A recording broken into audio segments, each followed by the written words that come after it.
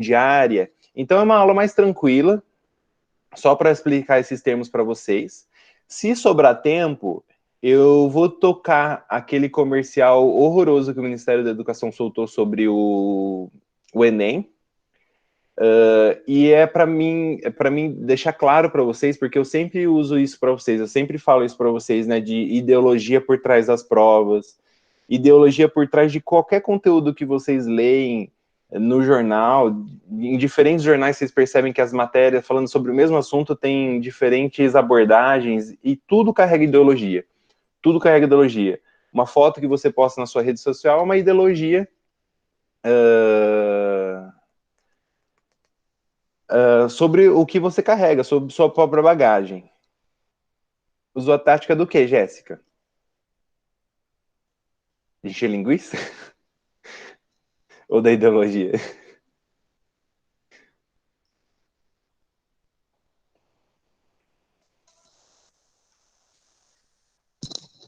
Ah, tô ligado.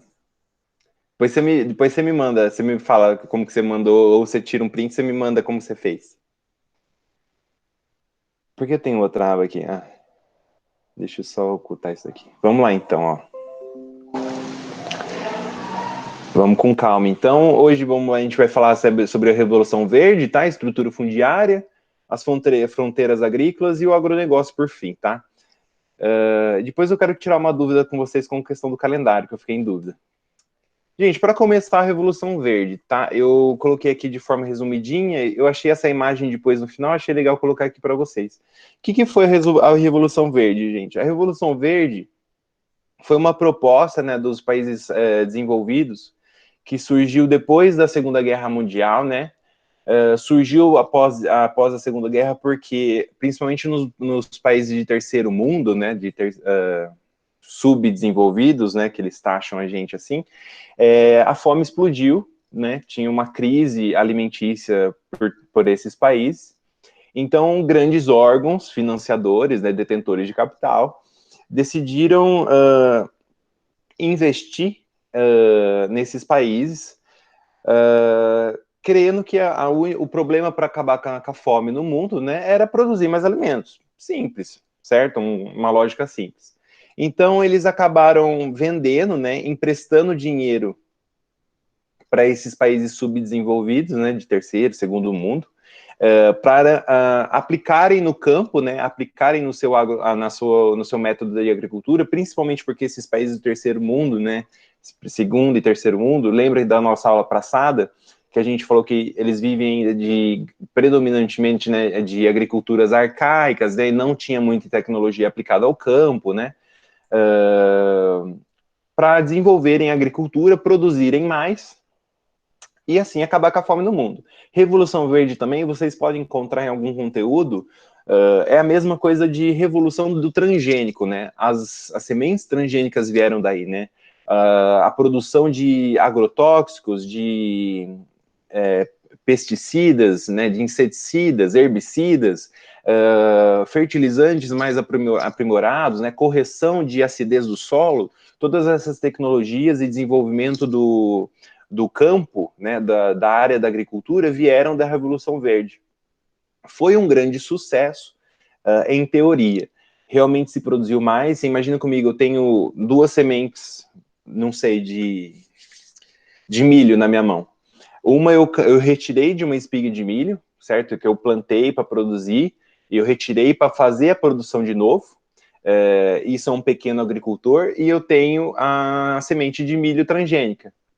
Essa semente de milho orgânica, né, vamos dizer assim, que o pequeno agricultor faz o quê?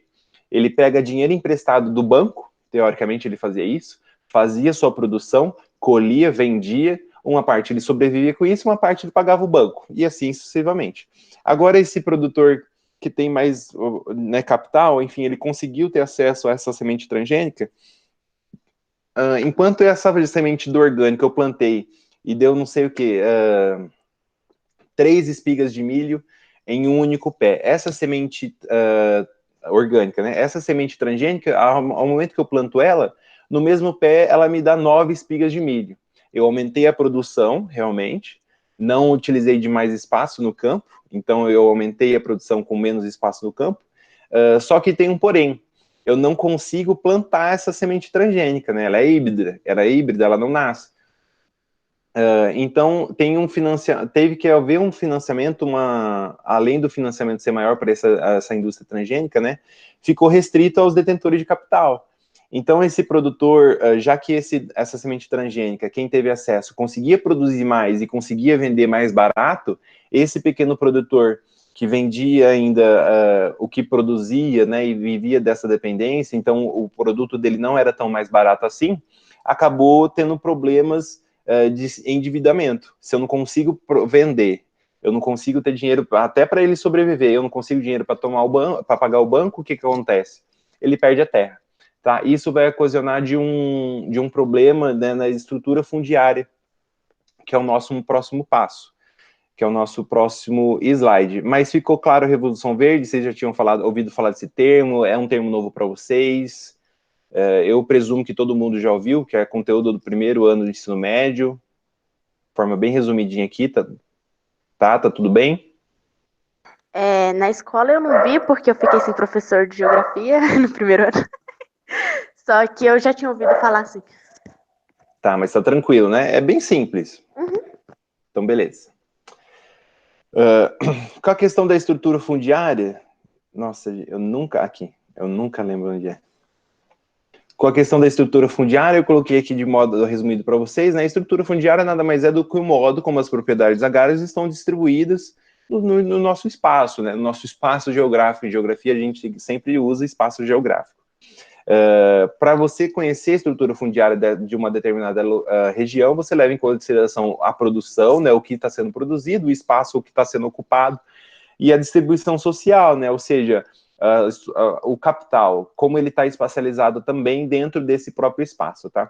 A questão da concentração fundiária, o que é um problema, né, que foi gerado justamente, principalmente agravado depois da Revolução Verde, que conforme houve, né, uma expansão de território, esses produtores, né, que conseguiam produzir mais e conseguiam aplicar a tecnologia do campo, foram expandindo seus territórios, principalmente abarcando, né, esses pequenos produtores que não tiveram tanta sorte, vamos dizer assim, né, ou não tiveram como acompanhar o desenvolvimento e acabaram saindo de suas terras. A concentração desse território, desse produtor com tecnologia aplicada no campo foi se aumentando.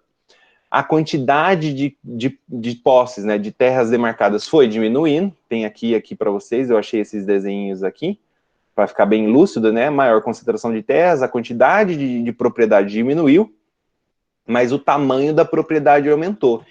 Então, eles foram, imagina as dinâmicas da cidade, né, para elas irem se desenvolvendo, imagina aquele conceito de cidade, megacidade, estão familiarizados com a aula anterior, é a antepenúltima aula, se eu não me engano. Então, elas vão se expandindo, abarcando territórios que foram desapropriados, né, isso vai ser bem importante para a gente entender o conceito de fronteira agrária, tá? E expulsando também, provocando também um êxodo rural. Aqui a gente também tem essa concentração de êxodo rural. Esse pequeno produtor que é expulso do campo, literalmente, ele vai para a cidade ou ele vai abarcar outras áreas rurais, né, que a gente vai ver também um pouquinho mais para frente. Nos países subdesenvolvidos, né, principalmente de uma herança colonial, onde a gente viu também na última aula, o tipo de agricultura predominante era o sistema de plantation, né, o sistema de monoculturas, detentores, né, principalmente nas mãos de grandes produtores, né, daquele senhor, isso vem lá dos períodos do feudo, né, grandes proprietário das grandes terras, né, ficaram não restritos, mas nessa produção de monoculturas, né, grandes monoculturas para exportação, enquanto nos países desenvolvidos, né, também de uma herança colonial, e de toda a história desses países, né, não vou entrar em detalhes em cada um, mas as propriedades rurais, elas tradicionalmente de base familiar, né, a gente pode ver aqui que eu coloquei para vocês, conseguiram se modernizar, aplicar a tecnologia no campo também, né, ficaram mais tecnológicas, mecanizadas, né, e supriram a necessidade interna também do país tranquilamente e conseguem dar porte do sistema de exportação do país. Tá? Para regulamentar esses territórios, esses espaços, né, essas propriedades rurais, se eu não me engano, é de novembro de 1964, foi criado esse Estatuto da Terra, que é praticamente, o objetivo dele era para fazer um censo demográfico das propriedades rurais no campo aqui no país. Através, principalmente, né, desses artigos do Estatuto da Terra, seria o módulo rural. O módulo rural, por sua vez, nada mais é que designa que cada espaço rural desse deve proporcionar para a família residente, para os trabalhadores ali, uma condição digna de vida para 4 pessoas adultas até, né? Isso falando dos pequenos produtores. E ele levava em consideração, para demarcar esses espaços rurais, 3 fatores que eu coloquei aí para vocês. A localização da propriedade. Então, por exemplo, se um espaço rural ele está mais próximo de um grande centro urbano, o território desse espaço, dessa demarcação territorial que aquelas pessoas ocupam ali, vai ser menor. Quanto mais afastado de um grande espaço urbano, maior é o território. A fertilidade do solo, né, e o clima da região. Por quê? Se você tem um solo bem... Oi, essa questão que você disse vai tanto da expansão territorial do próprio território rural quanto do urbano, não é? Isso, ele depende também da movimentação do espaço urbano, porque como a gente viu, o espaço urbano, ele se desenvolve, ele vai se expandindo. E isso vai afetar esse artigo do módulo rural. Vai afetar essas propriedades rurais, sim. Ou elas se movimentam e se adaptam a essas legislações, né, de demarcações, ou elas são abarcadas pelo espaço urbano. Hoje a gente vê que a gente tem espaços rurais dentro do espaço urbano. Sim, beleza.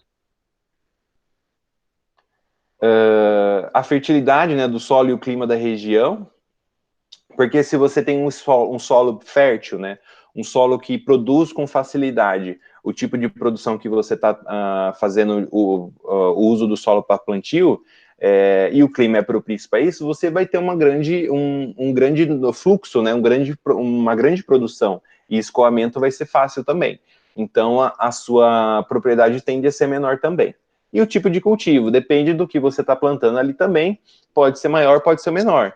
Por exemplo, se eu tenho um espaço rural que eu estou utilizando para fazer plantio de mandioca, eu preciso de um pouco mais de espaço. Então, esse módulo rural que eu estou sendo utilizado vai ser um pouco maior, porque eu tenho que proporcionar. Isso é muito importante que vocês têm que deter. O Estatuto da Terra, né, principalmente, ele designa condições, né, ele proporciona condições dignas de vida para a família que está ocupando ali, ou para os trabalhadores, enfim, quem está ocupando aquele espaço rural. Tá. Esse Estatuto da Terra também, ele classificou, como eu disse, né, ele queria fazer esse censo de propriedades rurais, então ele começou a classificar os imóveis rurais em 5 categorias. O primeiro, imóvel rural, se você tem qualquer imóvel, uma chacrinha, por exemplo, um espaço de lazer, mas ele está localizado num espaço que é determinado de área rural dessa cidade, de determinada cidade, ele é considerado um imóvel rural, mesmo que você não o utilize para a agricultura. Propriedade familiar, pode ser de variados tamanhos e de produções, mas você já tem uma produção agrícola aplicada nesse núcleo, tá? E é coordenado por uma família realmente, assim, lógico que tem um ou outro funcionário, pode ter um ou outro funcionário, mas é de origem familiar. O minifúndio, que é maior que uma propriedade familiar, tem uma produção agrícola um pouco maior também, mais extensa, só que é menor que um latifúndio, que é uma grande propriedade rural de produção agrícola e de escoamento bem maior também. E você vai ter a empresa rural, né, são grandes empresas localizadas em áreas rurais, que produzem ali mesmo dentro do seu território, mais voltadas para o capital mesmo e para o fluxo de exportação, não tão preocupados assim com o mercado interno do país, tá? Qual que é o problema que a gente vê da concentração, né, de fundiária, né, dessas estruturas fundiárias aqui no país. A gente tem problemas que agravam, né, os problemas do campo. A quantidade de pessoas sem terra diminui a cada vez mais, porque eu tenho a expansão, do mesmo modo que as cidades elas se movimentam, elas crescem, elas desenvolvem, principalmente nas áreas periféricas, acontece a mesma coisa com o campo cada vez mais. E que vai provocar esse êxodo rural, enfim, vai provocar a perda de território ou a perda de posse da terra dos pequenos produtores, prejudicando, assim, a condição de vida dessas pessoas que estão sendo expulsas dos seus espaços rurais. A produção de alimentos também é afetada, porque eu achei esses dadinhos aqui para vocês, eu coloquei dessa maneira mais lúdica aqui. 70% das propriedades rurais são de minifúndios e ocupam somente 11% do total, né, do nosso espaço rural, enquanto os latifúndios ocupam 55% do espaço agrário. Então, você vê que tem uma desigualdade que vai afetar também a nossa produção de alimentos, porque o mercado interno do país é abastecido principalmente pelos pequenos produtores. E ao contrário, realmente, do que a grande massa pensa, né? A gente pensa que aquelas grandes empresas de agrícolas, né, de produtos agrícolas, fornecem produtos para o mercado interno, e ao contrário, é totalmente ao contrário, né? O pequeno produtor é responsável por 70% do abastecimento interno do país, enquanto o resto, né, esses grandes produtores, são mais preocupados com o escoamento da exportação. Vem daquele slide passado, né, da nossa origem de país subdesenvolvido, e a predominância do sistema de plantation, das monoculturas, que hoje a gente está muito mais focalizado em 5 produtos principais, né, entre eles a soja. Ninguém come tanta soja assim, né? A gente exporta muito mais soja e faz de alimento para a nossa plantação de boi. Alguém queria perguntar alguma coisa? Eu escutei alguma coisa do meu fone? Ou eu estou ficando louco? Acho que você está ficando louco. Tô ouvindo coisas, né? Tem uma mensagem, então tá bom. Tudo bem, gente? A estrutura fundiária ficou clara? Ela é a mais chatinha dessa aula de hoje. Não, ficou de boa. Então tá bom. Eu vou, para não ficar muita coisa depois lá para o final, tem 2 questõezinhas aqui para vocês fazerem, tá? Eu acredito que, como é de assinalar, 5 minutinhos, tá? Agora são 2h33, 2h40 a gente corrige elas. Pode Beleza. ser? Eu tô aqui, qualquer coisa chama. Leiam com calma, interpretem as imagens. Em geografia, às vezes você nem precisa, você nem precisa saber muito do assunto. Deu aquele branco, nossa, eu não lembro da aula. Mas se tem um mapa, se tem um gráfico, a resposta tá bem perto, tem 50% de chance a mais aí para você. Interpretem as imagens, não tem como voltar o slide, mas se quiser eu volto o slide, mas façam com calma.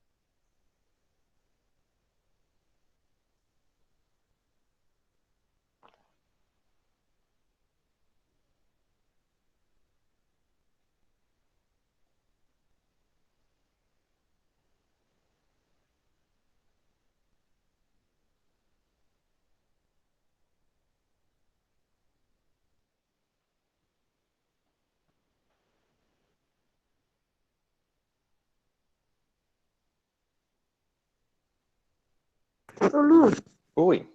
o que, nesse gráfico da questão 2, o que é esse sei lá. Hectare. Ah, tá.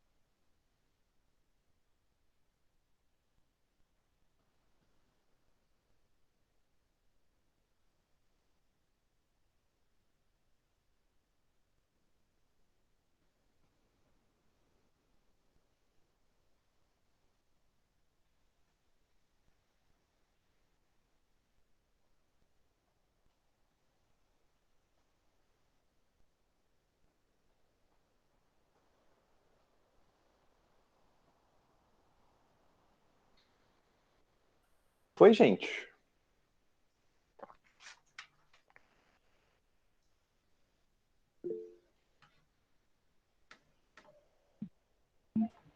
Foi. Aqui sim. Então Foi. vamos indo então. Questão 1, o que vocês colocaram? Eu coloquei A. Também A.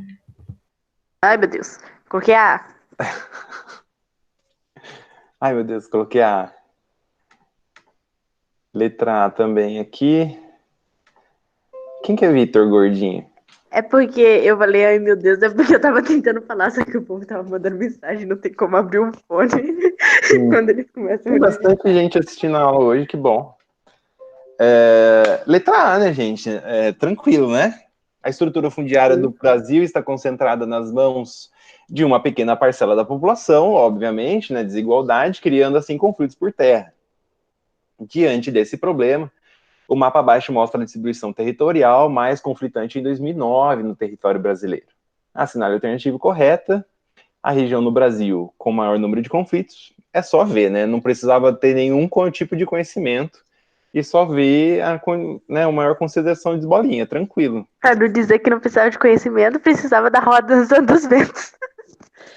Pelo amor de Deus, né? Não me faça perder as estribeiras. Ai, Lulu, eu vou matar vocês. E a questão 2? Eu fiquei em dúvida entre a A e a C. Eu fiquei entre a B e a C, aí eu falei, vai ver. Eu deixei a A. Eu coloquei A no meu. Então, entendi. Teve A, dúvida entre B e C. O Vitor Gordinho é novo. O Frost também não faço ideia quem é. Júlia falou, a Jéssica É a falou Camila. letra A. Júlia falou C ou A. Frost A. Eu não sei muito bem diferenciar regiões, não. Não sou bem de mapa. Vitor, a gente vai conversar depois. Me chama, que eu vou ter uma conversa séria. É a Camila Frost. Então tá bom. Então vamos lá. Oh, meu Deus.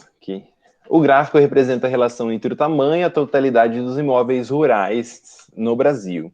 Que característica da estrutura fundiária brasileira está evidenciada no gráfico apresentado? Então, o gráfico ele está representando a relação entre o tamanho e a totalidade dos imóveis rurais no Brasil. Que característica da estrutura fundiária brasileira está evidenciada no gráfico? Letra A, concentração de terras nas mãos de poucos. É basicamente o que está acontecendo na questão 1, certo? A gente tem grandes porções de terras na concentração de poucas pessoas. Correto, a letra A está correta. Você nem precisava ver o gráfico. Daí, se você entendesse um pouco da estrutura fundiária, você nem precisava ler o gráfico. B, a existência de terras nas mãos de poucos. Tipo assim, mas você tá falando, tá meio assim, né? É a mesma coisa que a A, só que você deixou meio aberto. Tem terra existindo aí na mão de pouco, mas... né? O que tá acontecendo aí? Tem terra pra caramba, mas o que você tá falando? Né? Tá meio em aberto. Essa tá meio para confundir mesmo. Nossa Senhora. O domínio territorial nos minifúndios. Domínio territorial nos minifúndios. Se eu tenho um minifúndio, já tenho um certo domínio sobre um certo território. Né? Não está perguntando relação aí. Então a letra C você pode tirar. Letra D, a primazia da agricultura familiar. Não tem nada a ver. Tem alguma coisa falando no gráfico que é agricultura familiar? Né? Tem... Não. E a letra E, a debilidade dos plantations modernos. Debilidade, plantation, monocultura, sim, não está querendo falar. A gente está preocupando em relação de tamanho e totalidade de imóvel rural. O que está falando da debilidade de plantation, se ele é débil ou não? Então, não. Agora começou o desfile de moto aqui, parece, né? Então, a letra A, tá, gente? É a concentração de terras nas mãos de poucos. Ele evidencia essa característica do meio rural, né, do nosso país, que poucos concentram muito. Tudo bem? Dava para ficar confuso mesmo entre a A e a B, principalmente. Alguém chamou no chat.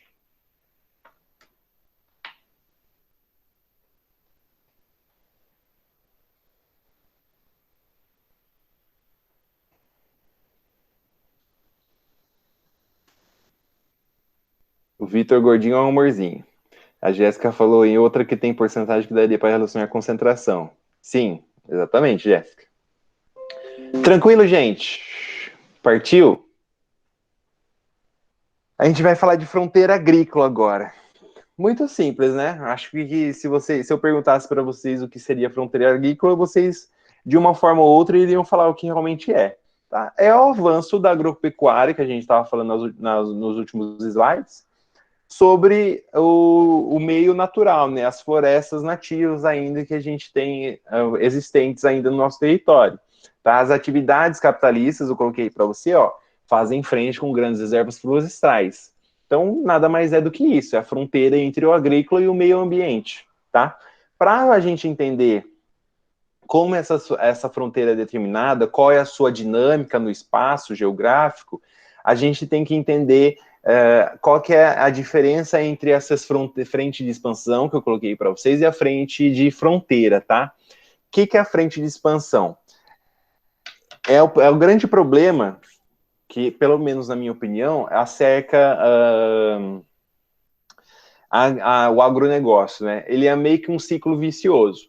Você tem pequenos produtores, tá, que viviam disso, nasceram provavelmente dentro de territórios. Tudo bem que isso, hoje em dia, né, é muito difícil alguém conhecer gente assim, mas ainda existem gente que nasce no campo, nasce naquela casa, nasce dessa vida, tá? E de repente vê isso transformado, tá? Essa frente de expansão geralmente é feita por esse pessoal, esses pequenos produtores rurais, tá? Que eles estão voltados ali para a produção para o mercado interno, eles produzem e vendem para o mercado ali da região, para alimentar a sociedade que ele está inserido, né? Ou de repente ele é um pouco maior, vai vender para grandes mercados, enfim, para grandes centros de distribuição também, e para a sobrevivência dele mesmo, tá? Uma produção agrícola, lembra da última aula, de subsistência. E de repente ele é expulso dessa área porque ele não consegue mais competir com o poder do agronegócio, do capital, tá? E isso é muito importante porque daí vocês devem estar se perguntando, mas se o grande produtor rural ele não produz muito para o mercado interno, por que esse pequeno produtor rural está sendo expulso? E daí toma cuidado, porque dependendo da onde você for fazer a prova, do que está sendo abordado, agricultura familiar nem sempre quer dizer que ela não tem tecnologia.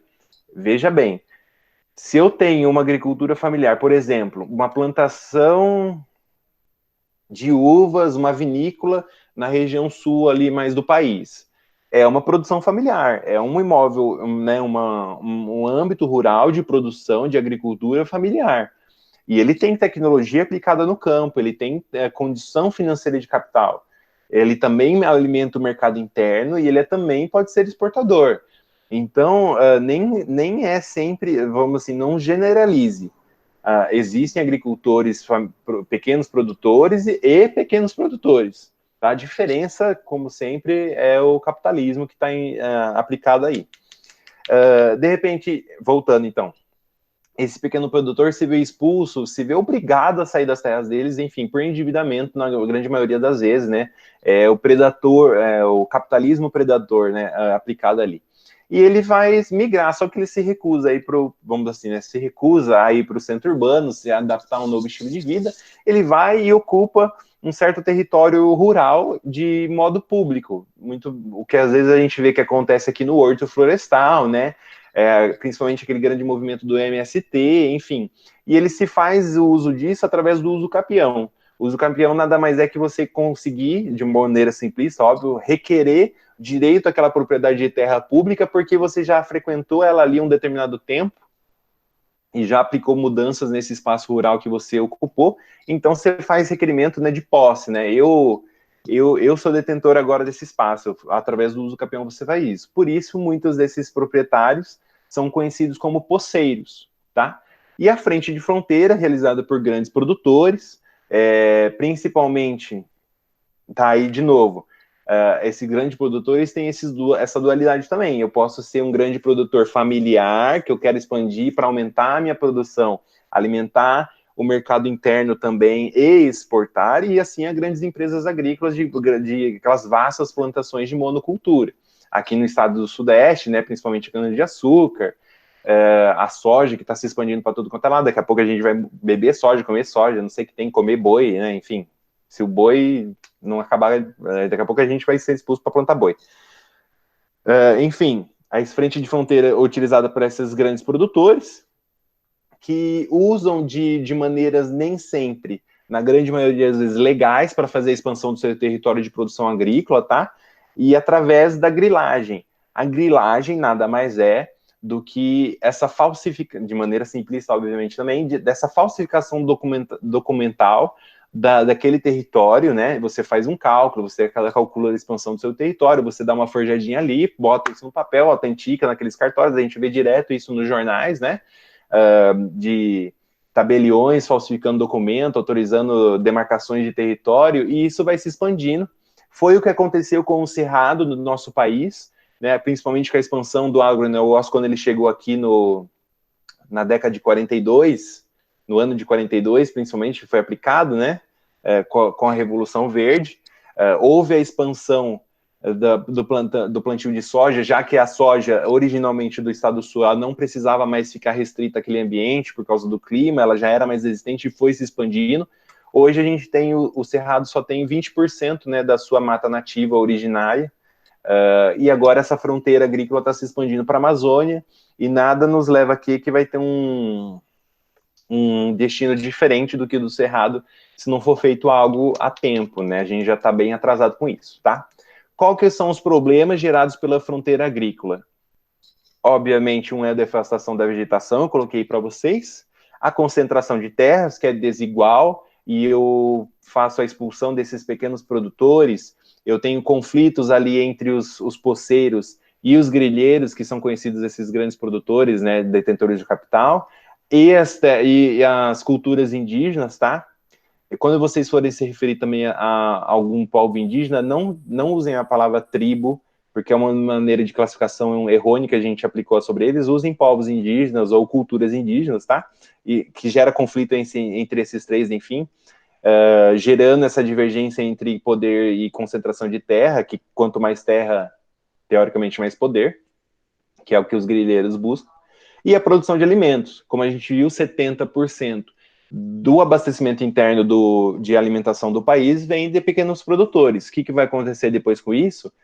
Talvez mais exportações de produtos manufaturados, enfim, não sabemos o que nos aguarda o destino se algo não mudar. Tudo bem com a fronteira agrícola, gente? Tranquilo? Aham. Sim. Maravilha. E por último, a gente vê o agronegócio. Tá? Como eu estava dizendo, o agronegócio ele surge na década de 70 no sul do país, né? Ele aplica ali no sul do país, principalmente pelo processo até de industrialização que estava ocorrendo principalmente aqui no Sudeste, né? A produção agrícola, teoricamente, se concentrou mais no sul do país. O agronegócio, né, nada mais é dessa cadeia produtiva, a gente vai entender por quê, mas quando ele chega aqui, ele provoca esse êxodo rural já, né? Esses pequenos produtores vão perdendo espaço, justamente porque ele não conseguia competir com os produtos transgênicos, tá? E eles são obrigados a se locomover. Muitos deles vão para cidades, muitos deles acompanham, teoricamente, o ciclo produtor e vão para a parte do Cerrado, mas também teve uma parcela que foi para o Paraguai, né? Porque o Paraguai, nessa época, estava tendo ali a construção da usina de Itaipu, e o Paraguai, nessa época, estava querendo ocupar o território ali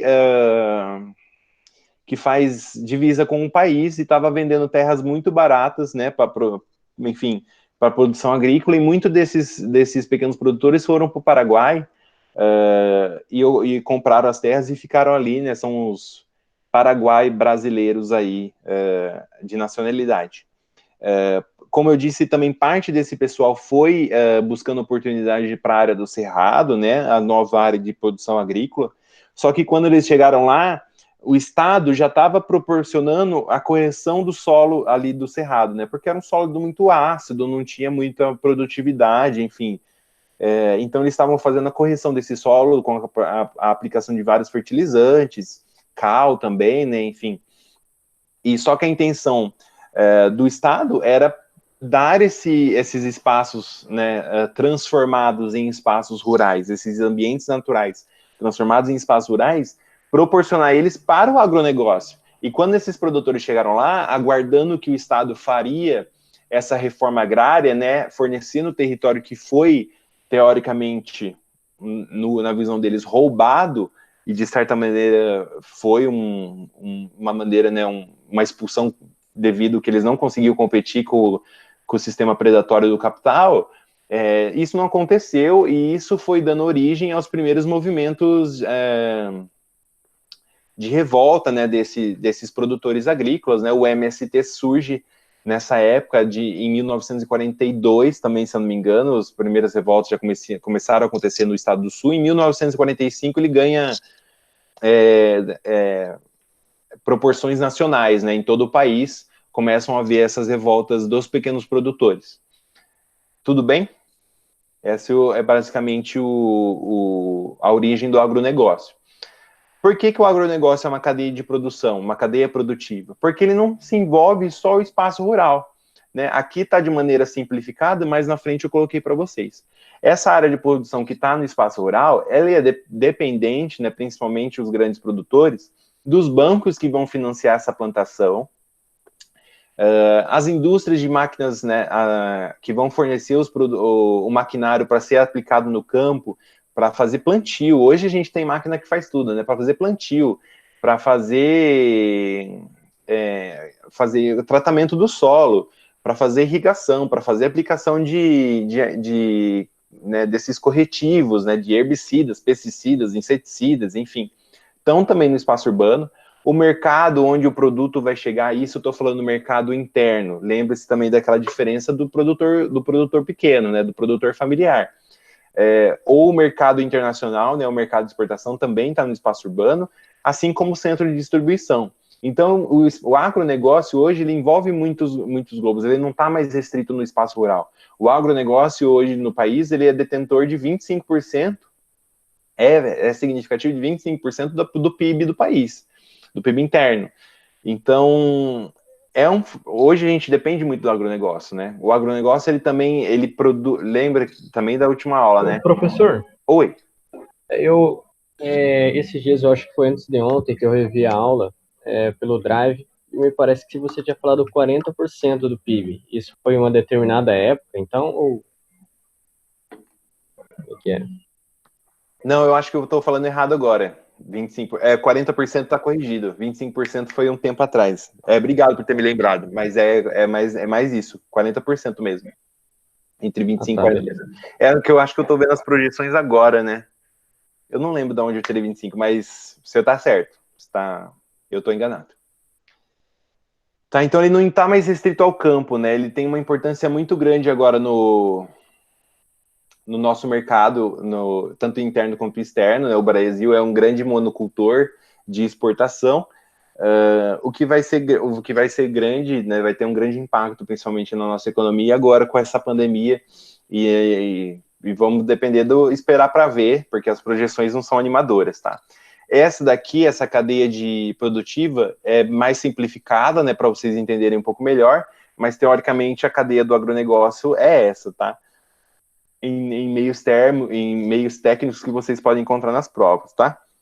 Entre insumos, a produção, a indústria que está produzindo, o banco que está fornecendo isso, tá? Você tem por trás disso políticas públicas, como a gente viu naquela questão da ocupação do cerrado, né? E como o Estado relacionou o pequeno produtor com o agronegócio. Então a gente tem políticas públicas que estão sendo favoráveis ao agronegócio, tá? Os financiamentos são mais flexíveis também para esses produtores, enfim.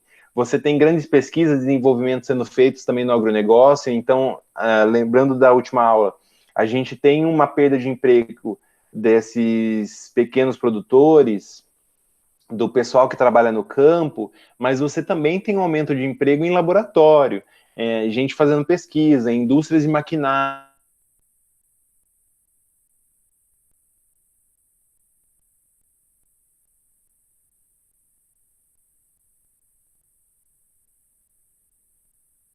interno, mercado externo, é muito complexo. Mas também a gente não pode esquecer, porque vendo dessa forma, a gente vai pensar, então o agro é tudo isso mesmo, né? O agro é pop, o agro é tech, o agro é tudo, o agro é cheiroso, é bonito, o loiro do olho azul, enfim. Oi.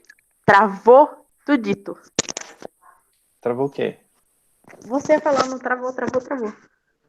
Mas travou em que parte? Quando você começou a falar de cadeia. Cadeia? Travou. Ah, nossa. Uhum.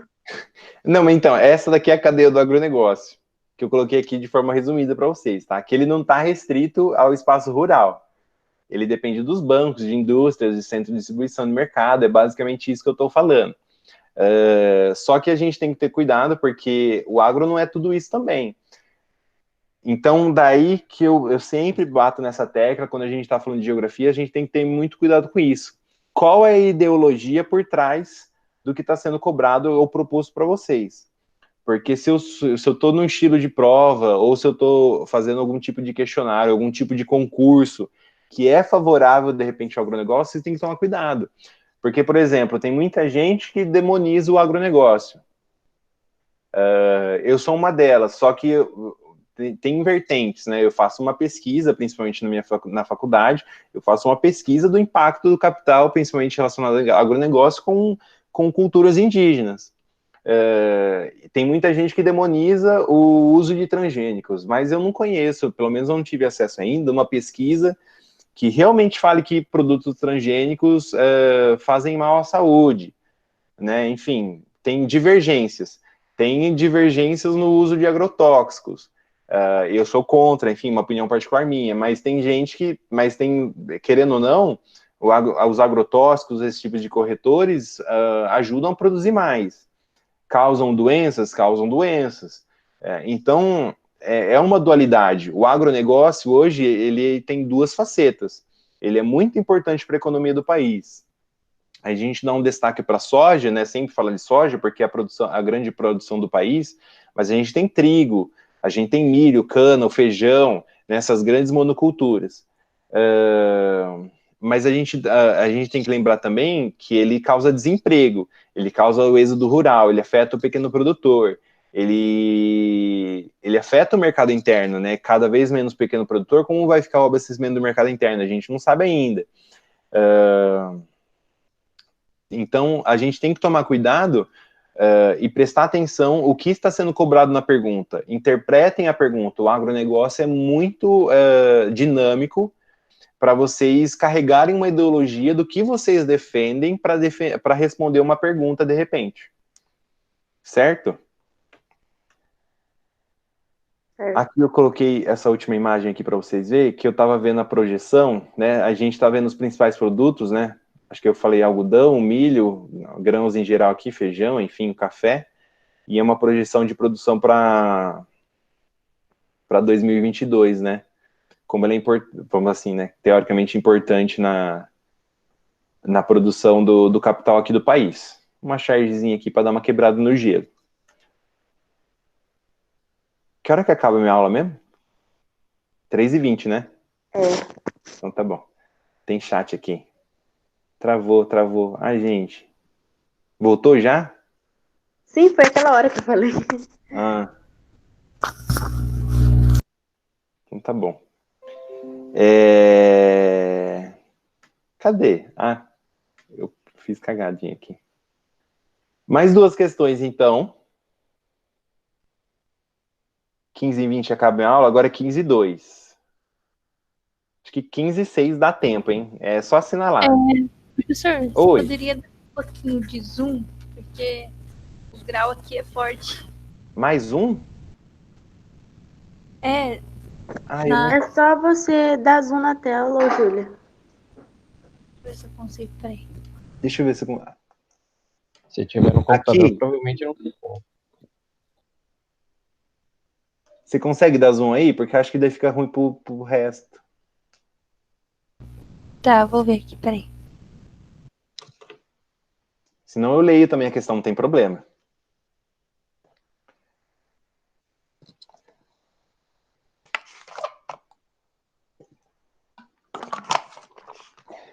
Ai, meu Deus, que orgulho. Eu sei qual é a primeira. Acho que o Gui tava falando na aula dele, ele tava falando alguma coisa sobre isso, aí ele tinha esquecido o nome. Aí Eu a gente falei na aula passada dessa daí, hein? Sim, mas depois disso, o Gui ainda falou sobre isso numa aula dele. Porque ele acabou, não sei porquê, mas ele acabou metendo isso no meio.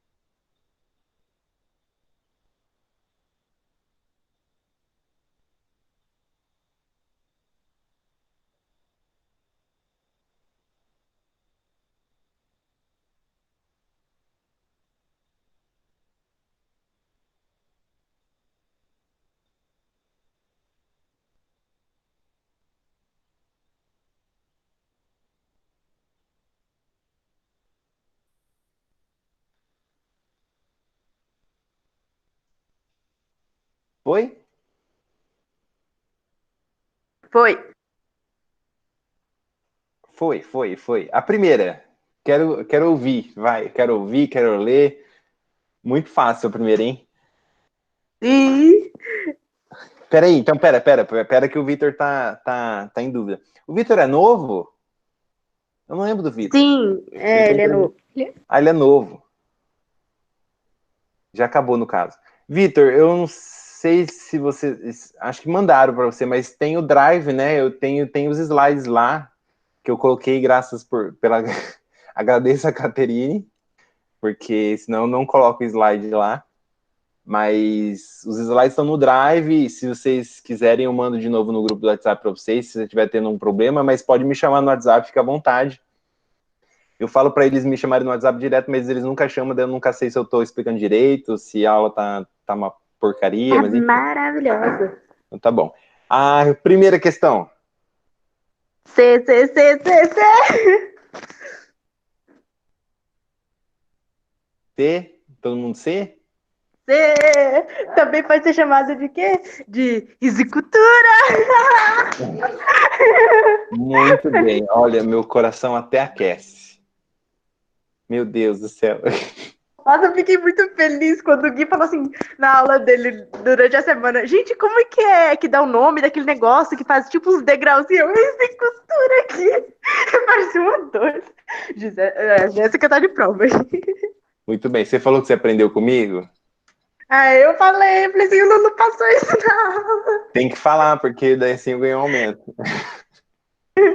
Que é o Ganho aumento biscoito, de zero. ganho biscoito. Enfim, vamos lá. Questão 2. Coloquei C. C, Coloquei B. B. O Vitor colocou B. A Jéssica colocou B. A Nick colocou C. Então vamos lá. A finalidade primordial da agricultura é a produção de alimento. Todavia, porém, né, entretanto, apesar dos avanços e das conquistas tecnológicas, o número de famintos no mundo continua alto. Com relação a esse tema, é correto afirmar que a fome no mundo deve-se mais a fatores relacionados às condições naturais adversas, como secas prolongadas, excessos de chuvas, pobreza do solo, entre outras. Ou seja, ele está botando a culpa aqui no meio ambiente, né? Letra B. A existência da fome no mundo é reflexo do preço elevado dos alimentos, da falta de acesso à terra, do controle das multinacionais no mercado agrícola, entre outras causas. Letra C. A modernização da agricultura gerou oferta recorde de excedente de alimentos para alimentar toda a humanidade, debelando assim a fome nos países pobres. Letra D. Nos países subdesenvolvidos, nos quais a principal atividade econômica é a agropecuária, o problema da fome é menor devido à produção de alimentos básicos. Então, eu coloquei essa questão aqui justamente para dar uma pegadinha em vocês. Qual que é o problema aqui entre a B e a C? A C é basicamente o que eu falei, né, com a Revolução Verde, que ela veio para acabar com a fome no mundo, né, porque ela ia fornecer mais alimento. A letra C fala isso. Só que aconteceu isso, gente. Não. Hoje em dia tem mais de 1 bilhão de pessoas aí passando fome. A Revolução Verde foi um sucesso. Ela realmente produziu mais alimento, ela corrigiu o solo, enfim, ela produziu toda a tecnologia. Mas isso foi distribuído? Foi distribuído igualmente para todo mundo? Não foi. Qual que foi o problema dessa cadeia agrícola? É o que está na letra B. A existência da fome no mundo é reflexo do preço elevado dos alimentos, ou seja, o produto transgênico ele é teoricamente mais barato. Só que eu tive uma parcela de pessoas que estão passando fome de extrema pobreza, então ela vai ter dinheiro para comprar alimento? Não. Ela está sem emprego, né? Teve mais desemprego ainda, teve um êxodo rural naquela época. Faltou acesso à terra. Né? Então, eles aumentaram a produtividade de alimento, mas não deu condições de essas pessoas que estavam passando fome de adquirir esses alimentos. Né? Teve essa mancada aí. Então, a letra 2, a questão 2 aí é a letra B. Tá? Vocês têm que fazer essa análise crítica também. Fora que também, se não conhecer muito sobre o assunto, dá para perceber que no enunciado tá falando que não acabou com a fome. Então a C tá falando que acabou, então não faz muito sentido. Viu? Tem que prestar atenção nas questões também. Tá? Letra B. Show, gente! Alguém ficou com alguma dúvida, tem alguma pergunta? Na próxima aula, a gente entra em geopolítica, tá? A gente vai ver a divisão dos territórios dos países, né? A geoespacialização deles, mas da geografia agrária a gente fecha nisso, tá? Os tipos de agricultura, né? Como surgiu a agricultura na aula passada, e agora fronteira agrícola, ao agronegócio, né? Enfim, a estrutura fundiária do país. Tem 9 minutinhos ainda. Vamos fazer o... Deixa eu só mostrar para vocês, então, aquele comercial Enem 2020. Esse comercial medonho. Ah, deixa eu indicar uma coisa para vocês também. Cadê? Se vocês puderem, antes, ó, assistam Amazônia S/A. Amazônia SA. São 5 episódios, se eu não me engano, desse documentário aqui, ó. São 5 episódios, Amazônia SA. Assistam eles, tentem fazer relações com o agronegócio, tá? E tem uma série bem legal também, do Le Monde Diplomatique. Le Monde é um jornalzinho que muita gente não conhece, Le Monde Diplomatique Brasil, que chama Vozes da Floresta. É basicamente a minha pesquisa aqui, a gente vê o impacto do capitalismo no agronegócio nas questões das culturas indígenas. Eu quase falei tribo. Então, ele tá acontecendo ainda, tá? Mas é muito legal. Tirem um tempinho e assistam, porque eu acredito que vai gerar uma bagagem bem legal. Eu não sou especialista em redação, mas eu acredito que alguma coisa voltada para o agronegócio, né, para a agricultura e esses impactos no meio ambiente vai ser um tema forte aí para uma redação, tá? Tá. Então vamos lá rapidinho aqui, ó, só para vocês verem. Vamos passar raiva de novo. Ai, que bom que vocês passaram a raiva. Porque se alguém ficou feliz ou empolgado... Gente, ele tem um iPhone. Eu fiquei tipo, Uma cara. geração de novos profissionais. Eu adoro gente que tem um ouvido, um olho mais atento. Eu quero que vocês me falem o que vocês encontram de semelhante aqui. 2 celulares, gente. 2 celulares. Médicos, enfermeiros, engenheiros, professores. Primeiro que aqui ele coloca uma pressão em vocês, né? Já começa por um sentido mais apelativo, né? Imagina que vocês não fazem o Enem, quantos profissionais aí vai se perder? Engraçado que eles sempre começam, né, dando uma ênfase para a medicina, né? Vamos endeusar a medicina, engenharia, né? E médico, enfermeiro, logicamente, porque a gente está numa época de pandemia, enfim. Professor é só para fazer um agradinho aí. Seria o melhor para o nosso país? Seria o melhor para o nosso país, né? Você tá prejudicando o país se você não for fazer o Enem. A vida não pode parar. A vida não pode parar, gente. Precisa de a luta, se reinventar, superar. Dias melhores virão. E por isso eu quero fazer o Enem. Essa menina, eu tô com muita raiva dela, nem começo. Foca no MacBook, gente. O computador. Essa menina, eu tô com raiva dela. Mas enfim. Mas gente, é white people problem, gente. É problema de gente branca, isso daí. É por isso que eu quero fazer o Enem, mas é por isso por quê? Por que você quer fazer o Enem? Porque vai fazer mal ao país? Porque não vai ter médico? Forma não sei quantos mil médicos no país todo ano, mas não tem emprego para todo mundo. Se eu não tiver dinheiro para montar esse consultório, você vai ralar para conseguir uma vaga aí. Para entrar em uma universidade, estude de qualquer lugar. De qualquer lugar, gente. 20 e poucas pessoas que estão assistindo aí agora. Vocês têm um lugar, assim, uma sala de estudos, uma biblioteca? Eu tô em cima da minha mesa. Na cozinha, velho. Como assim você vai estudar de qualquer lugar, né? É o máximo que eu tenho. Como assim você vai estudar de qualquer lugar? Você vai sentar na rua e vai assistir aula, né? Não é assim que funciona. De diferentes formas. Teve uma pessoa que pediu para mim um livro, só que eu tinha deixado todos os livros que eu levei para você de didática, eu deixei lá na escola. Vocês têm acesso a tudo isso? Se não tiver internet, muita gente não vai ter nem acesso à apostila que a gente disponibiliza para vocês. Então, é complicado. De diferentes formas, pelos livros, internet, com a ajuda à distância dos professores. Primeiro, que internet, né? Internet já é uma questão bem delicada. Travou hoje, por exemplo. Os professores, às vezes, nem os professores eles têm uma disponibilidade para acessar a gente, né? Daí... a sua inscrição no Enem, de 11 a 22 de maio, pelo site enem.inep.gov.br. Além da prova em papel, este ano também terá o Enem digital, feito por computador em locais indicados pelo MEC. As provas serão no final do ano. Até lá, estude. Seu futuro já está aí. Engraçado que esse microfoninho aqui custa uns R$700, isso daqui só, mas tá bom. Não, ela tem uma TV no quarto dela, parece, cara. Eu tô tipo, uau. E você vê que é engraçado que eles não colocam a data da prova. Porque, no fundo, eles não sabem como eles vão fazer. Porque se a pandemia se estender até lá, gente, são 2.000 alunos quase para fazer num lugar só.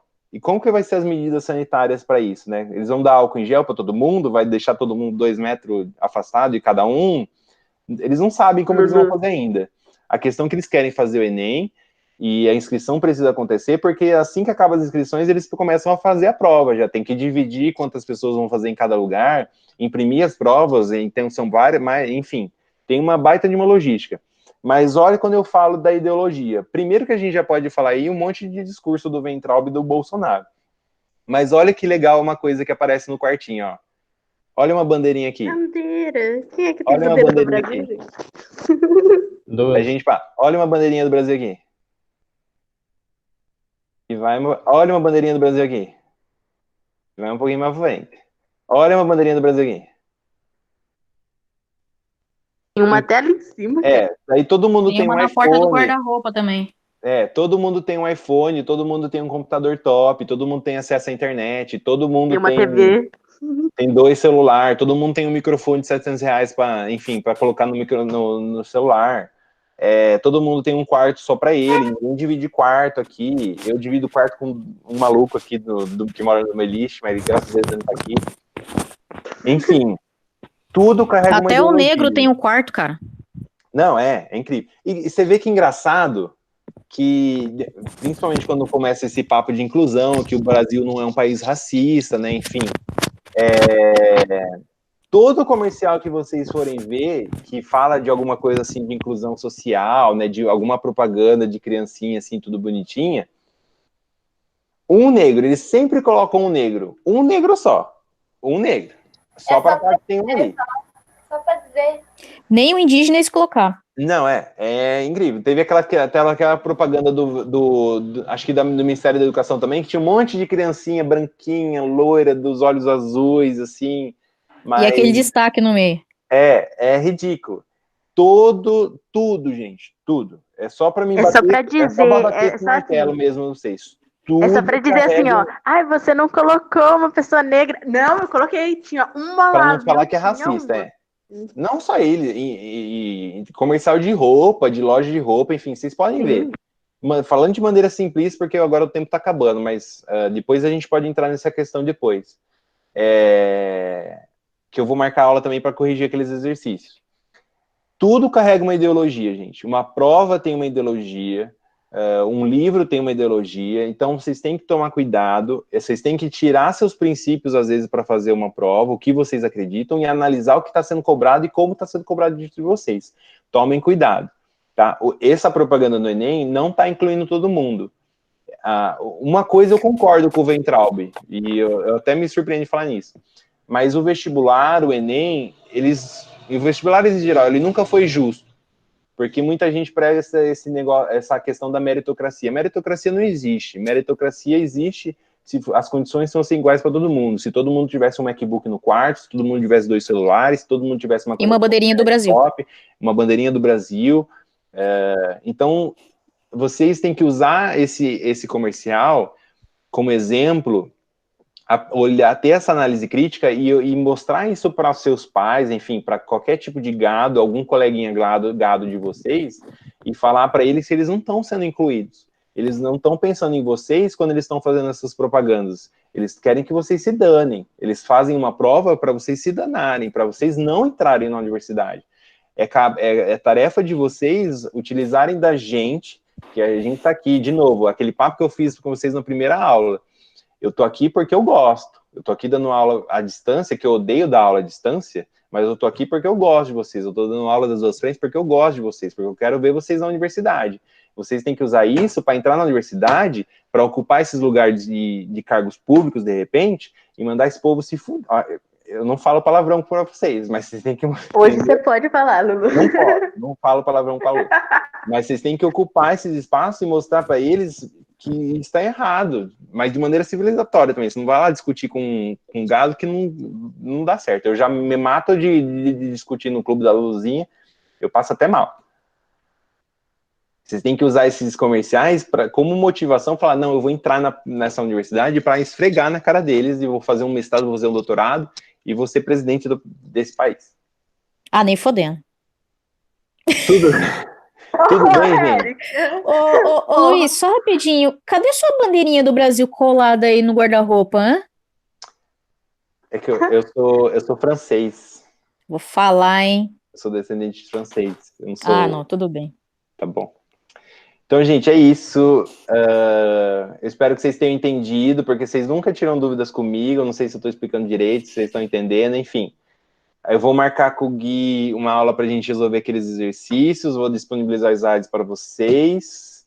Qualquer coisa, vocês me chamem no WhatsApp, já passei do tempo da aula. É isso. Um beijo e tchau. Beleza, Lu. Falou. Tchau.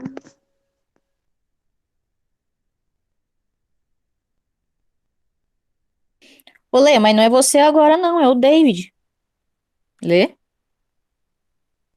Letícia? Letícia? Alô, Marciano? Aula da Letícia? Érica. Oi. Não, agora é a aula do David. Ai, eu quero ver. Só porque é aula do David eu vou assistir. Eu vou até me preparar. Ué, você entrou... Mas, gente, nem tem aula da Letícia hoje. Eu entrei Então? pra ver o que tava acontecendo, porque eu tô entediada. Então. Buguei. Não era aula de Curiosa. biologia? Não, agora que eu descobri que a aula é do David, eu vou assistir, porque melhor aula. De nada. Você tá trabalhando de monitora hoje, bonita? Eu tô trabalhando de monitor, trabalhando de padeiro, tô fazendo mais pão pra levar. Mas aonde você tá levando esses pão? Vou levar um pra mãe do Gui, um pra avó do Gui e um pra gente comer, porque traz o um Gui pra comeu mim 2 também, pães em Se dia. você vai vir pra Limeira, traz um pra mim. Ô, Érica, você vai Aí, vir gente, aqui na semana casa que da vem. minha vizinha. Eu também quero. Verdade, a Vitória Érica! mora de frente com a mãe do Gui, velho. Que bagunça. Traz pra mim um pão. Eu quero. Semana que Quero vem eu pão. levo, eu prometo. Tá Eu bom. comprei Eu meio vou quilo cobrar, hein? de fermento biológico. Deixa eu olhar ali na janela do meu quarto, ver que você tá ali e não trouxe meu pão. Aí eu vou fazer pães menores, aí eu distribuo pra vocês. Só não sei como, né? Mas tudo bem. Você sabe onde eu Manda moro. Sedex. Nem lembro mais. Ah, você dá um jeito. Não, além de fazer, ainda tem que levar ainda, né? Ah, Sedex, nem Érica, eu não posso Sedex. te comprar assim. Tá doido, hein? Cadê o Davinha? Falta 10 minutos ainda, né? Falta. Érica. Pensei que o David era a última. Era pra ser, mas o Guilherme ainda não terminou a aula dele. Ah, tá. Posso comer? Ah, ele não quer que expõe que ele não terminou a aula dele. Ele não terminou. Nunca mais vou me sentir culpada. Nunca mais. De preparar a aula de última hora. Não, é pior que não, cara. O Guilherme, ele tá perfeccionista, sabe? Ele tá até lendo o livro pra preparar a aula pros alunos. Eu falei pra ele, mano, para, os alunos nem entendem o que você fala. E ele continua, sabe? Não, mano. Aí depois que eu descobri a função print do computador, porque eu sempre assistia videoaula pra preparar pra eles. Depois que eu descobri a função print, eu vou só printando da videoaula dos outros. E aí eu explico. Ah, fi. Ah, Eu o faço moço isso desenha tão bem. nas coisas do slide player. Depois que eu descobri a função print, olha, mudou minha vida. Ou é print Eu da faço isso também apostila. de livro também. E é por isso que nos slides da Letícia tem 100 e poucas páginas. Ou meu slide tem umas 5 aulas naquele slide. Tudo porque eu tenho certeza, Érica, eu tenho certeza que se eu mandasse um slide por aula, ia vir nego me pedindo, ai, cadê o slide da aula 2? Cadê o slide da aula 3? Aí eu ia ficar tendo que caçar slide pra cima e pra baixo. Então tá tudo mesmo. Mas você foi deu continuidade. Eu quero ver alguém conseguir baixar essa porra depois, né? Se vira. Eita, lasqueira. Dá pra ver no Drive sem baixar. Ah, mas eu particularmente prefiro baixar. Não gosto muito, não. Eu sou véia. Ah, vá, né? Érica, cadê os gatinhos, Érica? A Erika já chegou na casa dos 30? Eu? Tô no 32, eu vou fazer 33. Olha só. Deixa eu ver se eu consigo mostrar um gatinho aqui pra vocês. É que tá escuro aqui onde eu tô. Calma aí. Ó, vocês não vão ficar reparando na minha casa bagunçada, viu? Ninguém repara nisso, não. Cadê? Ai, deixa eu virar a câmera. Burra. Como é que vira a câmera? Acho que é aqui. Vai nos 3 pontinhos. Achei. Aqui é a Padmé. Oh, meu Deus do céu. Aqui tá Biju. Biju. Falou. Meu Deus. Olha como elas são lindas. Fala um aí, Logan. Elas Logan. não brigam? Não. Parceiro. Esse aqui é um dos meus mais novinhos. Só tá faltando um que tá lá fora pegando lagartixa. Oi, Jesus. Fofura, né, gente? Olha. Olha, esse aqui já tem 7 anos já. Pega. Você tem as que você vai querer. Posso ficar com essa aqui, então, de frango e gosto ou você vai querer? Não, essa é minha e a doce também. Eu só comi 3. A de frango pra comer. Eu quero a de bacon. Bacon? Todos têm bacon. Tudo tem. Mas eu quero a só de bacon. Oxe, meu Deus do céu, que coisa. Não, ainda não, Jéssica, não tá gravando. Ih, tá gravando. Ô, Guilherme, desliga pra mim, por favor, a gravação. Tá gravando os gatos da Érica.